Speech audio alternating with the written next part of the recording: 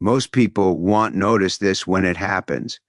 There's no breaking news, no sudden shock, but weeks later, decisions start to feel heavier, and it's hard to explain why. But later, something feels different. Decisions take longer, margins feel thinner. The same choices that once felt routine start carrying a little more weight. You can't point to a single reason. Nothing went wrong. And yet, stability doesn't feel as automatic as it used to. That feeling usually shows up before anyone explains why. It's not panic, it's not fear, it's awareness, the kind that arrives quietly after the environment has already begun to shift. This is how financial change actually reaches people, not all at once, but gradually through pressure that's hard to name and even harder to ignore. And when enough people start feeling that at the same time, it's usually because something changed long before it became obvious. When the environment starts changing, large institutions don't wait for confirmation. They don't need headlines to tell them something is shifting. They watch exposure, they watch optionality, and most importantly, they watch what could go wrong if conditions tighten. Moves at this level are rarely emotional. They are not reactions to news cycles or public sentiment. They are adjustments made early, quietly, and often without explanation. When a bank with global reach changes how it's positioned around something physical, it's not trying to make a statement. It's reducing dependence on systems that only work when everything stays calm. This isn't about chasing opportunity. It's about maintaining flexibility. Large institutions operate inside environments built on layers, contracts, promises, and assumptions about availability. When those layers start feeling less reliable, exposure gets reassessed. Positions that once made sense under stable conditions get trimmed. Others, usually more tangible, get quietly emphasized. What's important here is not the specific asset or the headline number attached to it. It's the behavior. Institutions don't move like individuals. They don't wait for certainty. They reposition when the cost of being wrong on the downside becomes higher than the cost of moving early. And they rarely explain these decisions in plain language. The reasons sound technical. The timing feels unimportant, but the message is simple. Risk is being redistributed. When that happens, nothing breaks. The system doesn't collapse. It adapts. Liquidity becomes more selective. Access changes subtly, and the people operating later inside that adjusted system experience pressure without knowing where it started. That's how institutional moves ripple outward, not through shock, but through structure. Timing is the part most people miss, not because it's hidden, but because it rarely announces itself. What makes moments like this matter isn't a single event. It's the combination of small adjustments happening at the same time across institutions, across markets, across systems that usually move slowly. For a long time, stability has been maintained by confidence in process.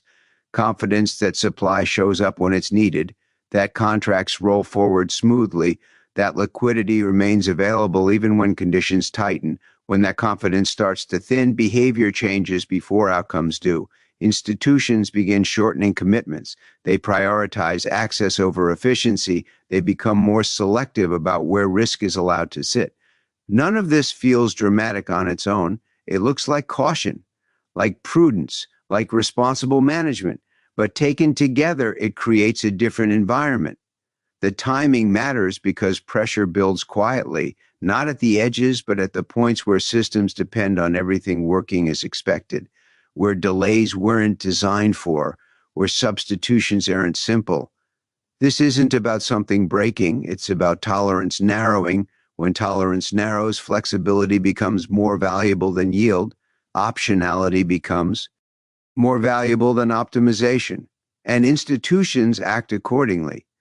That shift doesn't show up immediately in prices or headlines. It shows up in how easily things move, in how much margin exists for error. And by the time those changes become obvious to everyone else, the environment has already adjusted. That's why the timing matters now, not because something is about to happen, but because something has already started changing. The signals are rarely loud. They're rarely in the headlines. Most people never notice them until after the consequences are obvious. Institutions often communicate through behavior rather than words. The contracts they shorten, the commitments they avoid, the assets they emphasize over others. One of the clearest signals is language. Research reports, statements, even internal communication often become more cautious, more conditional. Long-term certainty is replaced by short-term optionality. Confidence is expressed as flexibility.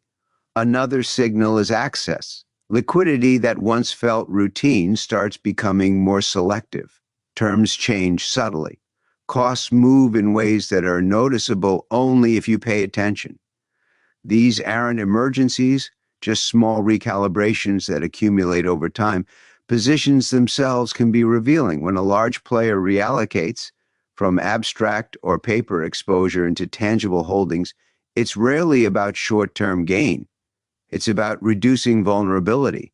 It's about controlling outcomes in an environment that no longer feels entirely predictable. Even the market's inaction can be a signal. If a system that usually reacts immediately starts slowing, it may not be technical delay. It may be a conscious choice to wait while conditions stabilize. The key is awareness. None of these signs are dramatic on their own. Together they tell a story. The environment is quietly adjusting, and those who notice first have more room to act calmly when pressure grows. Watching for these subtle changes isn't about fear. It isn't about predicting a spike or a crash. It's about understanding how stability evolves and recognizing that when institutions move quietly, the effects will ripple outward, eventually touching daily life in ways most people won't see until later. That's why paying attention now matters, not to act immediately, but to interpret the shifts in real time, to recognize the change before it becomes obvious to everyone else. The truth is, the biggest shifts are rarely announced. They don't arrive with flashing headlines or dramatic commentary. They show up quietly in small changes to timing, in subtle shifts in access, in the way decisions start to feel heavier. Understanding this isn't about reacting. It isn't about rushing in or betting on a headline number. It's about noticing, recognizing patterns, and seeing how the environment is evolving before it reaches everyone else. When institutions reposition quietly, they reveal incentives, not secrets. They act according to what makes sense for their structure, not according to loyalty, fear, or hype. And that's what matters to the rest of us. The ripple effects, the recalibration of risk, and the subtle ways stability shifts. If there's one thing to remember, it's this. Pay attention to how the world around you is changing. Notice where decisions are delayed. Notice where margins feel tighter. Notice where optionality is being preserved. These moments, small and easy to overlook, are often the ones that explain why things feel different later. The people who handle these moments best are rarely those who panic. They're the ones who pause, observe, and understand, who recognize that shifts in behavior reveal more than any headline ever could. This is not a warning, it is context.